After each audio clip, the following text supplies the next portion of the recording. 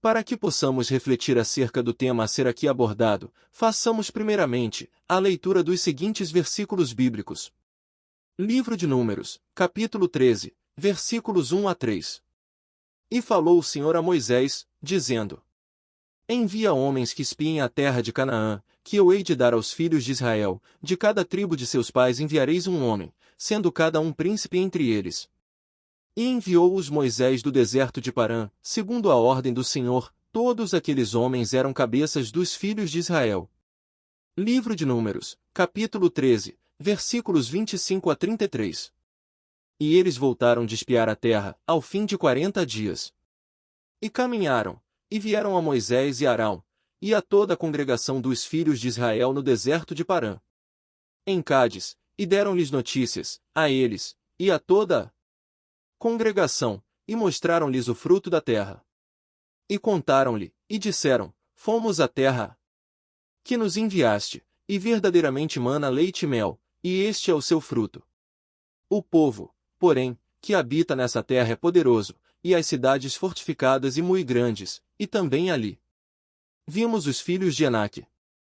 Os amalequitas habitam na terra do sul, e os heteus, e os jebuseus, e os amorreus habitam na montanha, e os cananeus habitam junto do mar, e pela margem do Jordão.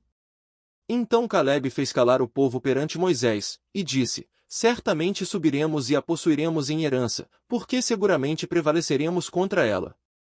Porém, os homens que com ele subiram disseram: Não poderemos subir contra aquele povo, porque é mais forte do que nós. E infamaram a terra que tinham espiado, dizendo aos filhos de Israel: A terra, pela qual passamos a espiá-la, é terra que consome os seus moradores, e todo o povo que vimos nela são homens de grande estatura. Também vimos ali gigantes, filhos de Enaque, descendentes dos gigantes, e éramos aos nossos olhos como gafanhotos, e assim também éramos aos seus olhos. Livro de Números, capítulo 14, versículos 26 a 38. Depois falou o Senhor a Moisés e Arão dizendo: Até quando sofrerei esta má congregação, que murmura contra mim? Tenho ouvido as murmurações dos filhos de Israel, com que murmuram contra mim. Dize-lhes: Vivo eu, diz o Senhor, que, como falastes aos meus ouvidos, assim farei a vós outros.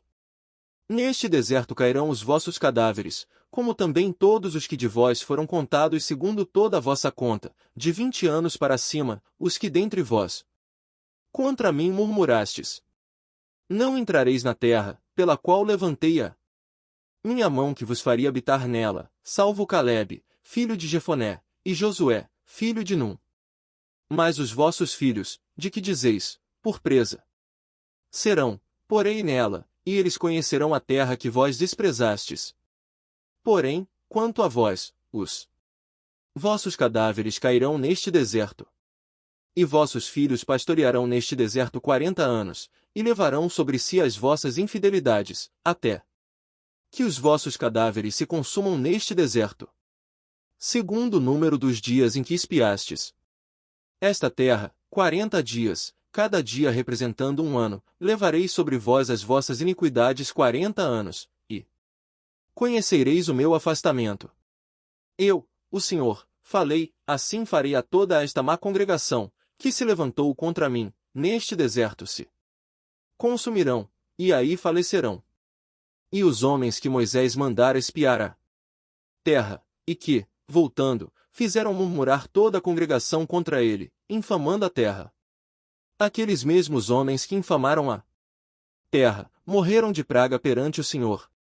Mas Josué, filho de Num, e Calebe, filho de Jefoné, que eram dos homens que foram espiar a terra, ficaram com vida. Pela leitura dos referidos versículos, podemos notar que a terra que Deus prometera ao povo de Israel não estava vazia, mas era habitada por povos muito fortes, de modo que a promessa da terra de Canaã deveria ser conquistada através de muita luta e perseverança. Poderia o Senhor entregar a terra sem maiores dificuldades, uma terra já pronta, sem habitantes, mas o Senhor precisava provar a fé do seu povo, ou seja, se ela estava acima de qualquer desafio por maior que fosse. Com exceção de Josué e Calebe, todos os demais que espiaram a terra Voltaram todos desanimados, eis que a conquista seria impossível, em razão dos povos que ali habitavam. Mas Josué e Calebe creram na promessa do Senhor. Assim, notamos que o Senhor Deus, segundo o seu propósito, fez com que para cada dia em que a terra foi espiada, fosse representado por um ano, para a peregrinação do povo no deserto.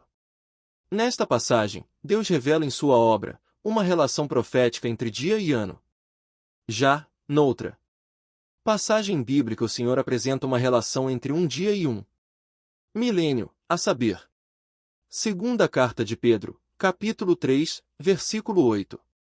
Mas, amados, não ignoreis uma coisa, que um dia para o Senhor é como 1000 anos, e 1000 anos como um dia. Dessa forma, temos dois períodos de espera que estavam relacionados com a terra prometida. O primeiro período, 40 dias, foi o tempo em que o povo de Israel esperou para que a terra fosse espiada. Já o segundo período, 40 anos, foi o necessário para que o povo então pudesse entrar na referida terra. Em ambos, o sentido é o mesmo, ou seja, uma espera para que se cumprisse o propósito de Deus. Já, na segunda carta de Pedro, capítulo 3, versículo 8, a relação é entre um dia e um milênio, ou seja, aquilo que Deus designou para o sétimo dia, também assim o será para o sétimo milênio, e o que foi determinado para o quarto dia, também será para o quarto milênio e, finalmente, o que designou para o terceiro dia, se consumará no terceiro milênio, como será abordado em capítulos seguintes deste estudo bíblico.